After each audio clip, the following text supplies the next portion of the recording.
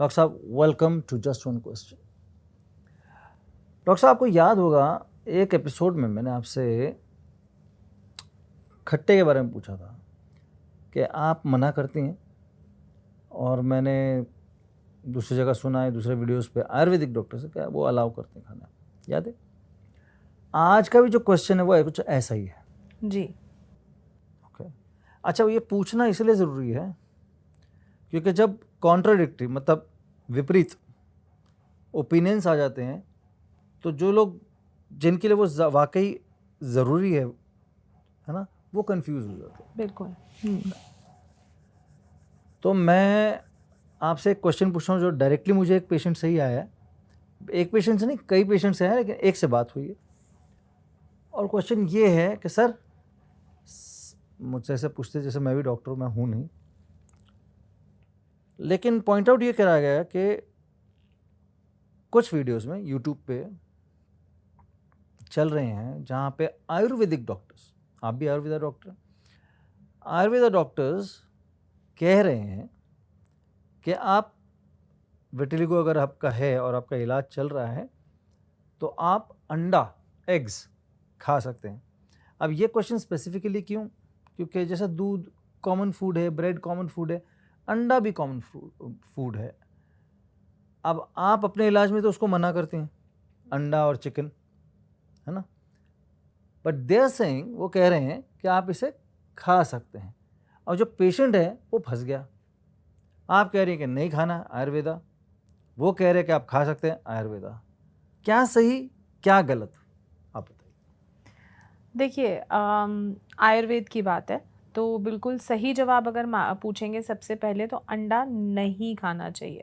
और ऐसा मैं नहीं, आप मेरी संहिताएं हैं, चरक संहिता, अष्टांग हृदय, सुश्रुत संहिता, उनको पढ़ सकते हैं, उनके बारे में जानकारी ले सकते हैं। मुझसे नहीं, किसी भी आयुर्वेदा फिजिशियन से पूछ सकते हैं जो इन संहिताओं का पालन करते हैं। देखिए, अगर कोई कहे कि आप सफ़ेद खा लीजिए, पीला छोड़ दीजिए, तो भी जी तो अंडा किसी हाल में नहीं खाना चाहिए। बट मेरे को प्लीज़ अपनी बात पूरी करने दीजिए जी। कि जो संहिताओं का पालन करते हैं, संहिताएं पढ़ाई जाती हैं कॉलेज में, उसके बाद जब हम प्रैक्टिस में आते हैं ना, तो संहिता को बहुत सारे डॉक्टर्स ऐसे हैं कि प्रैक्टिस में लाते ही नहीं हैं। वो अपनी प्रैक्टिस जो है बहुत जेनेरिक, उनको जैसे मान लीजिए 10 दवाओं की नॉलेज है या 20 दवाओं की नॉलेज है, उस तक सीमित रख लेते हैं। और मेरे अंडर ही बहुत डॉक्टर्स ने काम किया है, और काम छोड़ के जब वो गए हैं तो उन्होंने अपना काम स्टार्ट किया है। और अब उनकी अपनी एक समझ है, अपनी एक से है कि आप ये कर सकते हो, ये नहीं कर सकते हो। बट अगर हम संहिता के हिसाब से चलें, मेरे जानने वाले बहुत डॉक्टर्स हैं जो मेरे साथ काम नहीं करते हैं, अलग से काम कर रहे हैं, श्वित्र देख रहे हैं, सोराइसिस ठीक कर रहे हैं, एक्जिमा देख रहे हैं। आप ऐसे डॉक्टर से मिलिए जो इन डिजीज़ेस पे काम करें, उनसे पूछें जो संहिता का पालन करते हैं। वहाँ लिखा गया है कि अंडा नहीं खाना है, non vegetarian food is not to be taken. तो ये एक पेशेंट के लिए जानना बहुत ज़रूरी है कि आप किसकी इन्फॉर्मेशन सुन रहे हैं। अब आप यूट्यूब पे देखिए, बहुत इन्फॉर्मेशन है, ट्रू, ठीक है? डॉक्टर्स भी बात कर रहे हैं, नॉन डॉक्टर्स भी बात कर रहे हैं, इन्फ्लुएंसर्स भी बात कर रहे हैं। तो सबसे पहले तो मुझे लगता है कि जानना बहुत ज़रूरी है कि आप ट्रीटमेंट किससे करा रहे हैं। अगर आप मेरे से ट्रीटमेंट करा रहे हैं तो आपको मेरी बात सुननी चाहिए। मुझसे ट्रीटमेंट नहीं करा रहे हैं तो आप कुछ भी कर सकते हैं, आपकी अपनी विश है। बट अगर आप आयुर्वेद को चुनते हैं तो सही आयुर्वेद को चुनें, संहिताओं का पालन करने वाले वैद्यों को चुनें।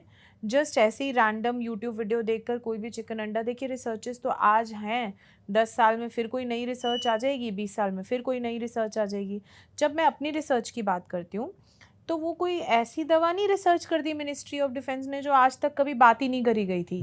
रिसर्च ये हुई थी कि एक जड़ी बूटी है, उसके जैसी और 5-6 जड़ी बूटियाँ हैं, उनका कौन सा पार्ट और कौन सा एक्टिव इंग्रेडिएंट, मतलब कि उसमें से सबसे ज़्यादा काम करने वाला इंग्रेडिएंट कैसे उस जड़ी बूटी से निकाला जाए और दवा बनाई जाए जिससे उसका असर बढ़ जाए। ये रिसर्च थी। ये रिसर्च नहीं थी कि कोई नई जड़ी बूटी हमने खोजी है जो सफ़ेद दाग पे काम करती है, नहीं। वो जड़ी बूटी इस आयुर्वेद की संहिताओं में लिखी थी, उस पर रिसर्च करी गई आजकल के हिसाब से, आजकल की मशीनरी में कैसे उसको बेस्ट निकाल सकते हैं। तो हम ये नहीं कह रहे हैं कि हमने आयुर्वेद में कोई नई रिसर्च लेकर आए हैं, नई जड़ी बूटियाँ उगा ली हैं, नहीं, प्रिंसिपल्स पुराने हैं, हर्ब्स पुरानी हैं, हम उन पे काम कर रहे हैं।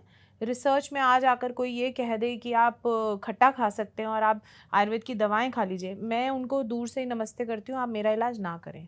सो आयुर्वेद को तभी चुनें जब आप सही आयुर्वेद को चुन रहे हैं।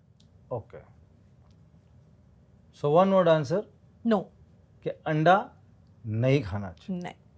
डॉक्टर साहब, इस कन्फ्यूजन को दूर करने के लिए, मुझसे बात करने के लिए, और आई एम श्योर बहुत से लोग जिन्होंने वो वीडियो देखा हो या ऐसे कई सारे वीडियो देखे हैं या दूसरा कोई बता रहा हो, कन्फ्यूजन स्टेट में थे।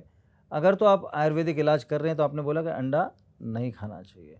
It is clear once and for all, हमेशा के लिए अंडा नहीं खाना चाहिए। परफेक्ट डॉक्टर साहब, thank you very much for giving me your time and clarifying this.